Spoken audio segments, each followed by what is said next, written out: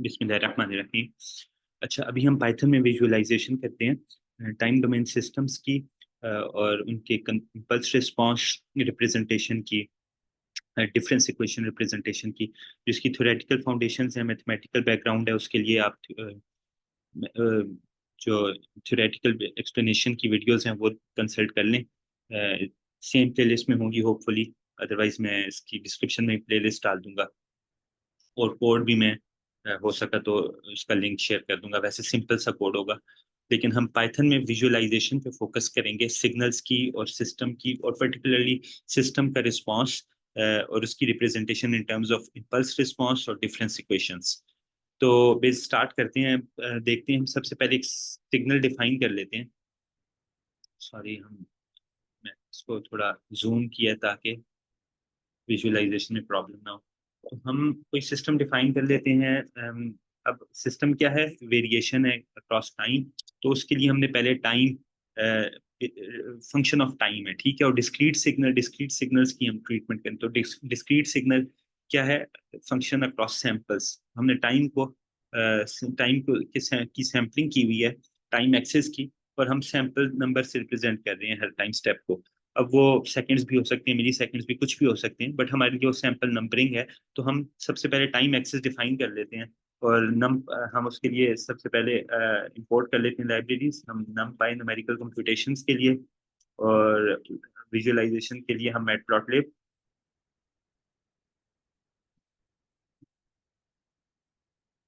कर लेते हैं, ठीक है। तो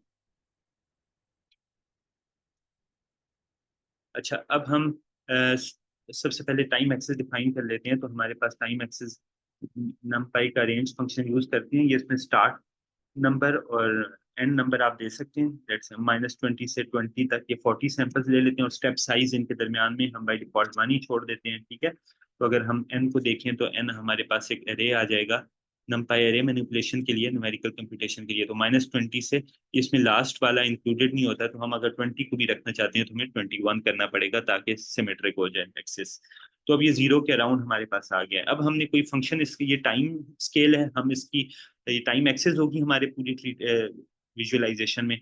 और हम अब एक सिग्नल डिफाइन करते हैं, और मैनुअली कोई डिफाइन कर लेते हैं। हम कर लेते हैं कि हम एक कांस्टेंट नंबर रख देते हैं 3, 0 से लेके 4 तक। So for I, sorry, if I is greater than 0 and I is less than, I is greater than 0 and I less than 4, तो 1 2 3 पे हम 3 मैग्नीट्यूड डिफाइन करते हैं, और एल्स हम 0 कर देते हैं फॉर आई इन एन। वही एन के ऊपर आइटरेट करते हैं -20 से 20 तक, और उसमें से हम, अब इसको हम इसका ये बेसिकली हमारे पास, यस, नंबर एरे बना देते हैं इसका, क्योंकि हमारे पास एक लिस्ट थी। और हम इसको अब देखें तो एक्स हमारे पास क्या आ जाता है? हमारे पास ये कह रहे हैं, और हम इसको अगर विजुलाइज करें तो plt डॉट प्लॉट से हमारे पास इसका कॉन्टिन्यूस अप्रोक्सीमेशन प्लॉट हमें शो होगा, ठीक है। और अगर हम एग्जैक्ट वैल्यूज देखना चाहें तो हमें स्टेम करना होगा इसको। हम स्टेम कर देते हैं। अब इसकी फिगर साइज काफी ज्यादा है, तो हम इसको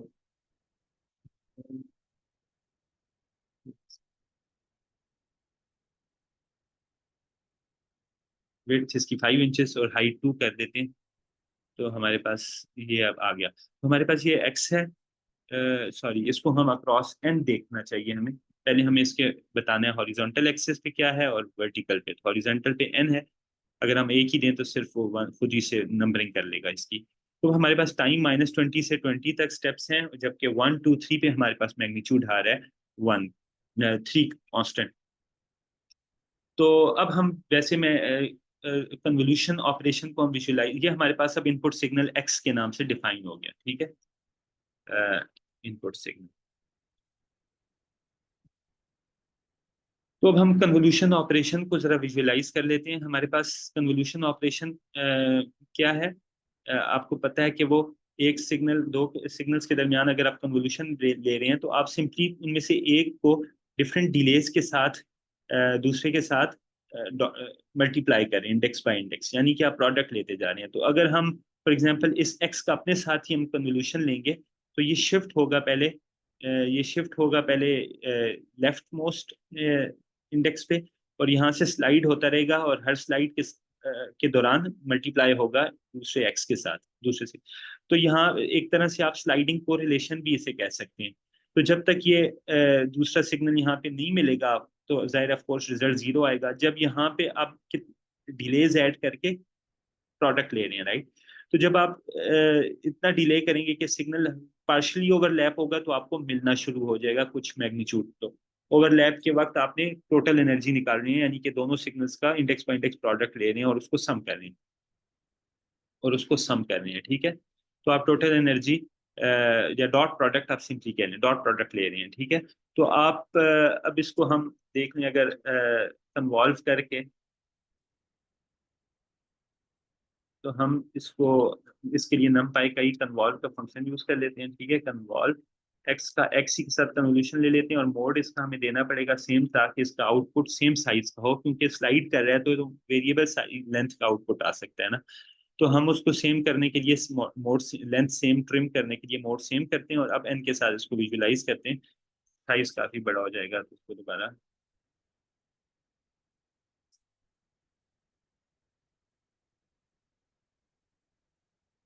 तो 5/2 में हम देख लेते हैं इसको। तो ये अब हमारे पास इसकी कन्वोल्यूशन आती है एक्स की अपने साथ। तो देखें, पहले आपके पास मैग्नीट्यूड कम था, ये टोटल एनर्जी आ रही है ओवरलैप्स के साथ। तो जब ओवरलैप, जहाँ पे आपके पास टोटल ओवरलैप है, वहां पे आपके पास हाईएस्ट एनर्जी मिलेगी। और सिस्टम बेसिकली क्या होता है,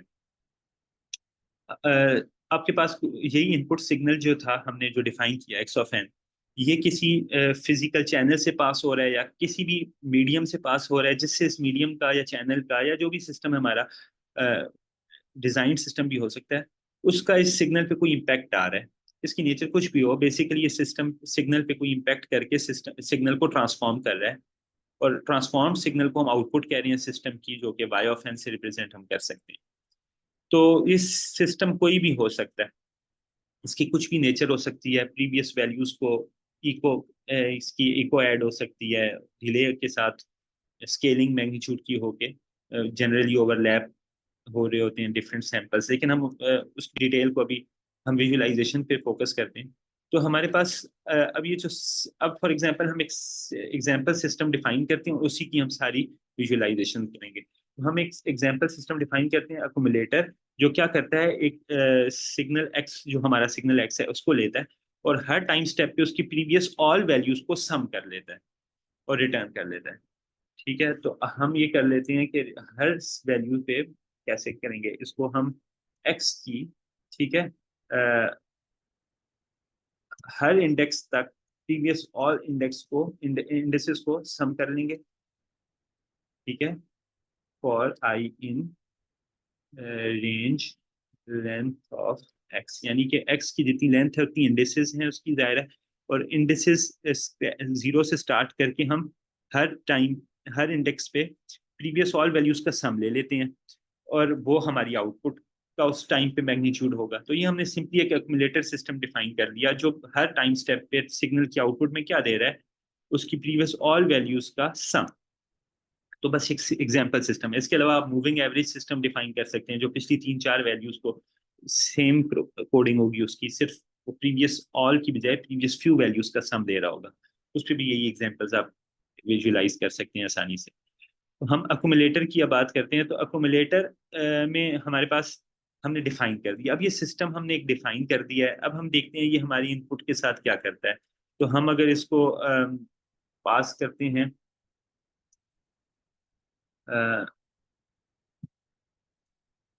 फिगर साइज में कर लेता हूँ,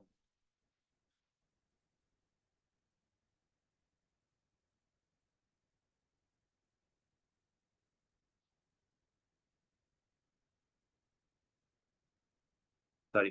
तो इसको हम अब प्लॉट कर लेते हैं। अगर हम स्टेम एन और अकोमुलेटर को कॉल करते हैं और इसको एक्स को पास कर लेते हैं, और इसको हम देखते हैं हमारे पास क्या रिस्पॉन्स आता है, ठीक है। तो हमने जो सिस्टम डिफाइन किया है, एक फंक्शन डिफाइन किया है, ठीक है। अभी हमने जो हमारी इनपुट को लेता है और उसको ट्रांसफॉर्म कर देता है।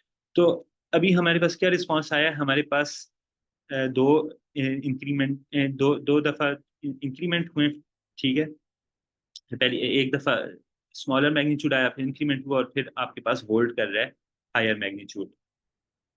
तो ये हमारी सिस्टम की आउटपुट है, ये हमने इसको इनपुट पे सिग्नल एक्स पास किया था, और आउटपुट पे हमें इसकी, जिसको हम वाई भी बोल सकते हैं, ठीक है, अकुमुलेटेड आउटपुट आ रही है, जो कि अब कॉन्टिन्यूस चलेगी आगे, क्योंकि प्रीवियस वैल्यूज इनपुट की भले खत्म हो गई, आउटपुट की अब खत्म नहीं हो रही, ठीक है। तो हमारे पास यहाँ पे तो टाइम स्केल एक्सेस ही इतनी है, लेकिन लॉन्गर हो तो ये आगे आपको वैल्यूज मिलती रहेंगी। एनीवेज, हम अब मेन पॉइंट इंटरेस्टिंग अब स्टार्ट है, ठीक है।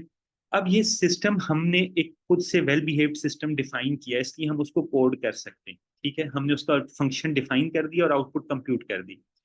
अब रियल लाइफ में हर सिस्टम ऐसा नहीं होगा कि इतनी आसानी से आप उसका रिप्रेजेंटेशन विद एन एल्गोरिदम या विद फंक्शन कर सकें। अब जनरल एक तरीका होना चाहिए सिस्टम को डिफाइन करने का। तो जनरल तरीका क्या है, हमने थ्योरेटिकल, आप उस वीडियो में देख लें। सिस्टम को हम यूजली डिफाइन करते हैं इम्पल्स रिस्पॉन्स से। इम्पल्स रिस्पॉन्स क्या होता है कि उसी सिस्टम का response for unit impulse being at its input. तो हम एक यूनिट इम्पल्स फंक्शन, इसी सिग्नल या फंक्शन इसी सिग्नल को इनपुट पे दें, और जो ये इसी सिस्टम को इनपुट पे एक यूनिट इम्पल्स सिग्नल दें, और देखें सिस्टम आउटपुट पे क्या देता है for that unit impulse being at input. तो वो आउटपुट सिग्नल हमारे सिस्टम का इम्पल्स रिस्पॉन्स है, ठीक है। वो हमारे सिस्टम का इम्पल्स रिस्पॉन्स हमने डिफाइन कर दिया। अब हम, उससे फायदा क्या होता है, हमने लीनियर टाइम इनवेरिएंट सिस्टम की असम्पशन के लिए देखा है कन्वोल्यूशन का ऑपरेशन डिफाइन करते वक्त, कि अगर आप इम्पल्स रिस्पॉन्स डिफाइन कर दें एक सिस्टम का, तो फिर आपका कोई भी किसी भी सिग्नल की किस इनपुट के लिए सिस्टम की output convolution of that input with impulse response होती है। तो सेम काम आप कन्वोल्यूशन से, सेम आउटपुट आप कन्वोल्यूशन से फिर कंप्यूट कर सकते हैं। तो अब हम स्टार्ट करते हैं। देखें, अब हमने इम्पल्स रिस्पॉन्स डिफाइन किया इम्पल्स रिस्पॉन्स बाय डेफिनेशन क्या है, इम्पल्स यूनिट इम्पल्स इनपुट पे जाएगी तो आउटपुट पे जो भी आएगा वो इम्पल्स रिस्पॉन्स होगा। अब यूनिट इम्पल्स क्या होती है, डिफाइन कर देते हैं। यूनिट इम्पल्स हम इम्पल्स के नाम से कर देते हैं। तो यूनिट इम्पल्स क्या होती है, आपको पता है, वो 0 पे 1 होती है, 1 फॉर आई इक्वल 0, आई अब एन पे आइटरेटर, एन का आइटरेटर है, else 0 for I in, sorry, if I 0 हो तो हमारा आउटपुट एम्पलीट्यूड 1 हो, अदरवाइज हमारा एम्पलीट्यूड 0 हो फॉर आई इन एन। तो वही एन के ऊपर हमने डिफाइन कर दिया।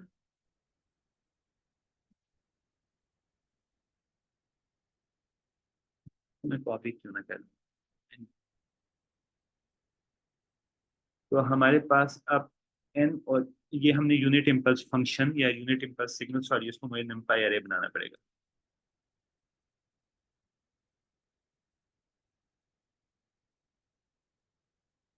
ठीक है, ऑपरेशन के लिए। अभी तो खैर ऐसे भी चल रहा है। तो आप अब इसको देखें, तो हमने यूनिट इम्पल्स सिग्नल डिफाइन कर दिया आईएमपी के नाम से। ये क्या कर रहा है, ये 0 पे आपको 1 एम्पलीट्यूड यूनिट एम्पलीट्यूड देता है, अदरवाइज हमेशा 0 देता है। तो अब ये हमारे पास जब डिफाइन हो गया, तो अब हम सिस्टम का इम्पल्स रिस्पॉन्स कंप्यूट कर सकते हैं, ठीक है। और ये आप इसी की टर्म्स में हम सिस्टम को रिप्रेजेंट करेंगे। तो सिस्टम का इम्पल्स रिस्पॉन्स क्या है, इम्पल्स रिस्पॉन्स क्या होगा, जो सिस्टम हमें आउटपुट देगा for its input being unit impulse function. तो ये हमारे पास इसका इम्पल्स रिस्पॉन्स आ जाएगा। और अब हम इसको देखते हैं कि क्या क्या आएगा। तो ये हम देख सकते हैं कि टाइम के अक्रॉस, तो ये इम्पल्स रिस्पॉन्स भी एक सिग्नल होता है, लेकिन ऐसा सिग्नल जो सिस्टम की आउटपुट पे मिले for unit impulse being input. तो अब हम इसको देखते हैं, हमने यूनिट इम्पल्स इनपुट पे दी सिस्टम को, और आउटपुट जो आई उसको हमने इम्पल्स रिस्पॉन्स का नाम दे दिया। अब हम इसको देखें अगर, तो ये हमारे पास एक यूनिट स्टेप फंक्शन आ रहा है, और ये मैथमेटिकली आप देख सकते हैं इसको कन्वोल्यूशन करके, इसको एक्यूमुलेटर की इनपुट पे दे के यूनिट इम्पल्स को, कि आपके पास जो इसका सिस्टम रिस्पॉन्स आएगा वो हमेशा यूनिट स्टेप फंक्शन आएगा, यानी कि जो 0 से ऑनवर्ड्स हमेशा यूनिट मैग्नीट्यूड देगा आपको। तो ये इंटरेस्टिंग पॉइंट है अब, कि आप देखें ये आप देखें आपका इंटरेस्टिंग पॉइंट कैसे है। आप बेसिकली एक, क्योंकि आपका एक्यूमुलेटर फंक्शन है ना, तो प्रीवियस वैल्यूज को होल्ड कर रहा है, यानी कि वो प्रीवियस वैल्यूज को सम करता जा रहा है। तो अब ऑल अब प्रीवियस ऑल वैल्यूज को, तो अब ऑल्दो इनपुट हमारा यूनिट इम्पल्स है जो जीरो से ऑनवर्ड्स मैग्नीट्यूड नहीं दे रहा, बट हमारी आउटपुट पे वो प्रीवियस सारी सम हो रही है, जिसमें एक वो यूनिट इम्पल्स भी सम होगी हमेशा, और वो हमेशा इनफाइनाइट टाइम के लिए हमें वन मैग्नीट्यूड यूनिट मैग्नीट्यूड देता रहेगा। एनीवेज, ये हमने इम्पल्स रिस्पॉन्स डिफाइन कर लिया अपना सिस्टम का। तो अब इससे फायदा क्या हुआ, अब हमने इस इम्पल्स रिस्पॉन्स को यूज करके सिस्टम की आउटपुट कंप्यूट कर सकते हैं फॉर एनी आर्बिट्रेरी फंक्शन। तो हमें पता है कि किसी भी फंक्शन के लिए अगर ये सिस्टम का impulse response h of n, जिसे हमने इम्पल्स रिस्पॉन्स का नाम दिया है, हम कंप्यूट कर सकते हैं। तो हम दोबारा आप देखें, हम हमने, आपको याद है कि इनपुट सिग्नल दिया था एक्यूमुलेटर को, और उसकी आउटपुट कंप्यूट की थी फंक्शन के थ्रू, जो यहाँ पे वन, फिर ये टू के अक्रॉस मैग्नीट्यूड देता है, फिर यहाँ पे सिक्स के अक्रॉस, और फिर नाइन के अक्रॉस होल्ड कर रहा है। आई एम नॉट एग्जैक्टली, लेकिन इसके राउंड अबाउट मैग्नीट्यूड हैं, ठीक है। बट अब हम यही काम कन्वोल्यूशन के थ्रू करते हैं, ठीक है। ये इंटेलिजेंट है, काफी कोड खुद कर रहा है, बट हम इसको खुद ही करते हैं। np dot convolve x comma H, तो नहीं है, जाहिर है इसने कहाँ से उठाया है, लेकिन हम इम्पल्स रिस्पॉन्स से एच को हमने कैसे डिफाइन किया हुआ, इम्पल्स रिस्पॉन्स से। तो हमारे पास क्या आना चाहिए, हमने ब्रैकेट क्लोज करना है।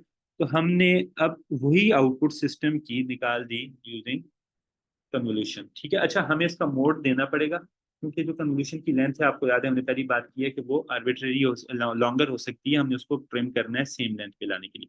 देखिए सेम रिस्पॉन्स हमें यहाँ पे कन्वोल्यूशन के थ्रू भी मिल गया, ठीक है। Rising amplitudes for first two pulses, और फिर उसके बाद टू टाइम स्टेप्स, और फिर उसके बाद होल्ड कर रहा है हायर मैग्नीट्यूड पे।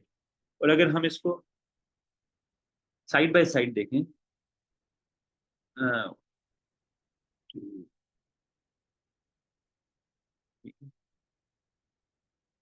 तो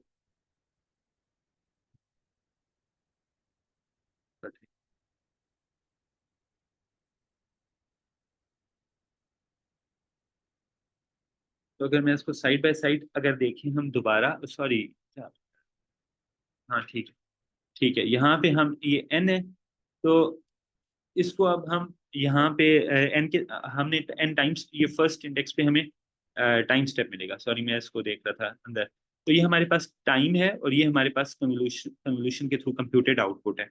अब सेम आउटपुट जैसे हमने पहले की थी, हम दोबारा देख लेते हैं कि हम, ये फंक्शन डिफाइन है, ऑल्दो हमें हर दफा आसानी से नहीं डिफाइन हो सकता, लेकिन हमने इस केस में एक्यूमुलेटर का मैथमेटिकल फंक्शन भी डिफाइन किया हुआ है। तो हम उसको डायरेक्टली एक्स इनपुट पे देते हैं और आउटपुट कंप्यूट करते हैं, उसको दूसरे सब प्लॉट में देखते हैं, और सेम काम हम करते हैं, सेम काम हम पहले कन्वोल्यूशन के थ्रू कर रहे हैं। तो फर्स्ट सब प्लॉट में हमारे पास, मैं कर लेता हूँ टाइटल भी,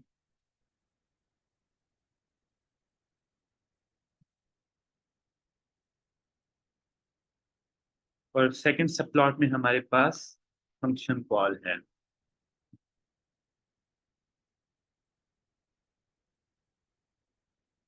तो ये सेम हमारे पास अब कन्वोल्यूशन के थ्रू भी आ रहा है, जो हमने फंक्शन कॉल से सिस्टम का response for the x n being at input compute किया था, ठीक है। और अब एक लास्ट रिप्रेजेंटेशन सिग्नल की देखते हैं डिफरेंस इक्वेशन के थ्रू। तो आपको पता है जनरली हम जेनेरिक, अगर लीनियर टाइम इनवेरिएंट सिस्टम है, तो उनको मोस्टली हम इन इस एक्सप्रेशन से रिप्रेजेंट कर सकते हैं, क्योंकि linear time invariant system usually क्या कर रहा है, वो इनपुट सिग्नल की प्रीवियस करंट और प्रीवियस वैल्यूज को ओवरलैप ही कर रहा है। अब कितनी को कर रहा है उस सिस्टम की प्रॉपर्टी पे डिपेंड करता है, और स्केल करके ओवरलैप कर रहा है। तो ये आपके डिलेज हैं, उनको ओवरलैप समेशन से कर रहे हैं आप, और स्केलिंग मैग्नीट्यूड्स की कर रहे हैं आप, सिस्टम कर रहा है ये प्रीवियस। लेकिन साथ अगर फीडबैक है उस सिस्टम में, तो वो वो अपनी प्रीवियस आउटपुट्स को भी, डिलेड प्रीवियस आउटपुट्स को भी सम कर रहा है, और ये इस तरफ आप शिफ्ट कर दें तो ये करंट आउटपुट आपको मिलेगी, और डिलेड राइट साइड पे आप कर लें, और इनके एक मैग्नीट्यूड्स हैं। तो ये जनरल सा एक रिप्रेजेंटेशन है, ठीक है। तो हम किसी भी सिस्टम को इस तरह लिख सकते हैं, और इसको डिराइव करने के लिए हम ट्रांसफर फंक्शन कर सकते हैं, उसके थ्रू डिराइव कर सकते हैं। कंप्यूट करके, बट वो रैशनल, उसको रैशनल फॉर्म में लिख के फ्रैक्शनल, और फिर यहाँ हम उसको लास्ट इनवर्स ट्रांसफॉर्म लेके, बट वो आप थ्योरेटिकल बेसिस में देखें। लेकिन अभी हम इसको करते हैं विजुअलाइज। तो यही जो हमारा एक्यूमुलेटर सिस्टम है, इसकी अगर हम डिफरेंस इक्वेशन डिफाइन करें, वैसे तो हम उससे कर सकते हैं, ये मैंने पहले डिफाइन की थी, लेकिन हम इससे कर सकते हैं, दोबारा करते हैं। ठीक है, तो हम क्या कैसे डिफाइन कर सकते हैं, रिटर्न अरे बनाते हैं, उसके अंदर क्या रिटर्न करें हम। अब डिफरेंस इक्वेशन से एक्यूमुलेटर को कैसे विजुअल हम कर सकते हैं। अब एक्यूमुलेटर आपको पता है क्या है, एक्यूमुलेटर हमें प्रीवियस सारी वैल्यूज को सम कर रहा है, बट हमने इनफाइनाइट वैल्यूज प्रीवियस को सम करना है, वो तो हम इनफाइनाइट टर्म्स में तो लिखना पॉसिबल नहीं है, इनफाइनाइट आप कोएफिशिएंट्स कैसे लिखेंगे। तो आप सिंपली फीडबैक ऐड करके इसको दो टर्म्स में लिख सकते हैं कि करंट इनपुट ऑफ एक्स, यानी कि करंट इनपुट एक्स की करंट वैल्यू प्लस उसमें आप क्या ऐड करें, प्रीवियस वैल्यू ऑफ आउटपुट। तो आउटपुट की प्रीवियस वैल्यू को आप अगर फीडबैक कर दें, तो आपके पास सेम एक्यूमुलेटर सिस्टम की क्योंकि प्रीवियस वैल्यू ऑफ आउटपुट में ऑलरेडी सारी चीजें एक्यूमुलेट हो चुकी हैं इनपुट की, तो आप सिंपली इसको टू टर्म्स से रिप्रेजेंट कर सकते हैं एक्यूमुलेटर सिस्टम को, राइट। तो हम इसको कोड कर लेते हैं कि आपने डिफरेंस इक्वेशन ये डिराइव कैसे करनी है, और ट्रांसफर फंक्शन से, और वो आप रैशनलाइजेशन उसकी और वो सब देख सकते हैं। बट अभी हम कोड करते हैं, तो हमने क्या करना है, हमने एक्स की करंट वैल्यू को उठाना है और उसमें ऐड करना है। तो हमें ये थोड़ा लूप लगाना पड़ेगा, सॉरी वो पिछला कोड मुझे सजेशन आ रही थी, हाँ, y इज इक्वल टू ये वाला, हमें y इज इक्वल टू एक लिस्ट बनानी पड़ेगी, ठीक है, जिसमें हम x की पहली वैल्यू को तो एज इट इज उठाएंगे क्योंकि इनपुट की, क्योंकि उससे पीछे तो कुछ है नहीं। फिर हमें लूप लगाना पड़ेगा for I in range x के ऊपर हम इंडिसेस सारी लेन x, ठीक है। और फिर हम कैसे क्या करेंगे, हाँ जी, इसमें अपेंड करते जाएंगे हम, ये सॉरी वाई आई -1। सजेशंस आपको मिसगाइड कर रही हैं वैसे, लेकिन देखने अब हम इसमें क्या करेंगे, अपेंड करते जाएंगे कौन सी वैल्यू हर सब्सीक्वेंट वैल्यू पे, उसमें ऐड करके प्रीवियस वैल्यू जो थी आउटपुट की, हर इनपुट की सब्सीक्वेंट वैल्यू के लिए आउटपुट की प्रीवियस वैल्यू उसमें ऐड करेंगे, और हम हमारे पास सॉरी हमारे पास वाई आ जाएगा। तो ये हमारे पास ये डिफाइन कर दी हमने difference equation for this system. तो अब हम दोबारा इसको अगर प्लॉट करें,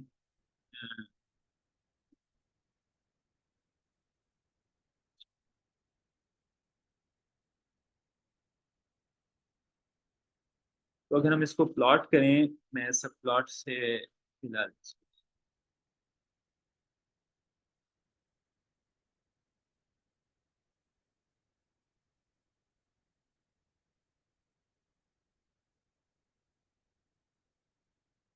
तो हम इसको डिफरेंस इक्वेशन को प्लॉट कर लेते हैं, ठीक है। तो हमारे पास डिफरेंस इक्वेशन अगर प्लॉट हम कर रहे हैं, तो हम क्या करेंगे, हम यहाँ पे टाइम देंगे और यहाँ पे कॉल करेंगे डिफरेंस इक्वेशन के फंक्शन को, और उसकी इनपुट पे क्या दे रहे हैं, एक्स दे रहे हैं हम, राइट। तो हम सिंपली, हाँ ये अच्छा है, सजेशन आ रही है, ये थोड़ा कंफ्यूजिंग भी है और अच्छी भी है, लेकिन फिर चली गई है।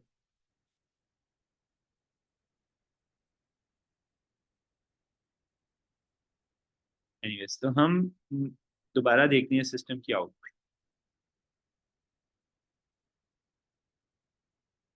ठीक है। क्या कह रहे हैं, अच्छा हमें दोबारा एम यहाँ देना, डिफरेंस एक्स।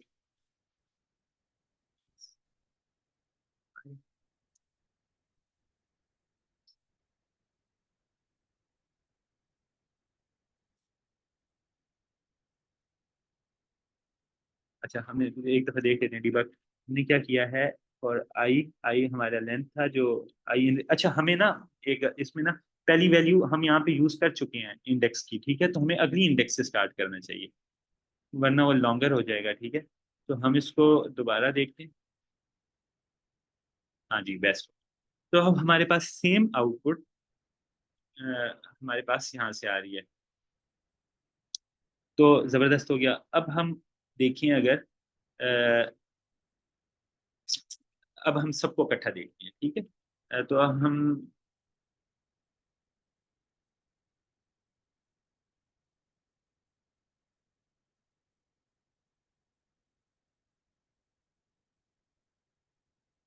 सबको इकट्ठा देखते हैं हम। 2 2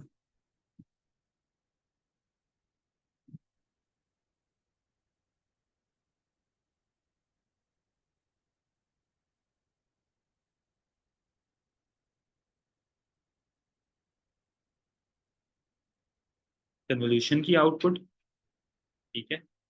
कन्वोल्यूशन से आउटपुट कंप्यूटेड, ये हमारी फंक्शन डायरेक्ट कॉल से और ये डिफरेंस इक्वेशन से, ठीक है ना। ये हमारे पास तीनों तरह से आ गई हैं। और हमें डायरेक्ट वाली को कॉल को ले, इसको हम वो कर देते हैं 1 2 2 1 1 2 2 कर देते हैं इसको भी, और इसको हम जरा डायरेक्ट कॉल को फिलहाल 5 कर देते हैं, बल्कि नहीं इस तरह देते हैं,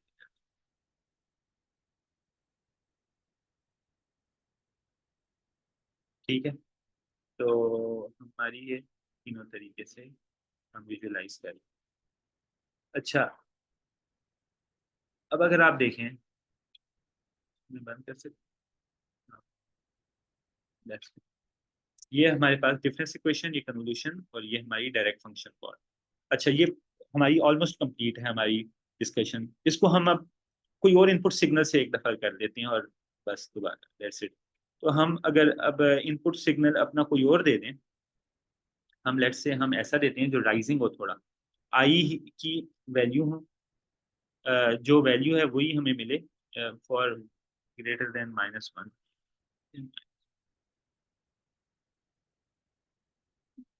तो हमारे पास हमारे पास क्या सिग्नल आ रहा है? 0, आई 0 0 पे रहेगा, तो 0 1 2, ठीक है। 0 1 2 हमारा इनपुट सिग्नल है, और उसके बाद भी 0 है, इससे पीछे भी 0 है। तो अब हमने कुछ भी नहीं करना, हमने सिस्टम का इम्पल्स रिस्पॉन्स वगैरह कंप्यूटेड है, हमने सिंपली उस इम्पल्स रिस्पॉन्स की मदद से कन्वोल्यूशन लेनी है और डिफरेंस इक्वेशन और सब कुछ, हमने इनपुट सिग्नल बस चेंज किया।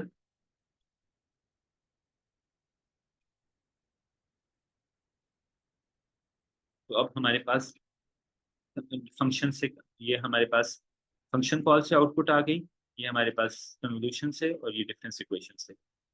और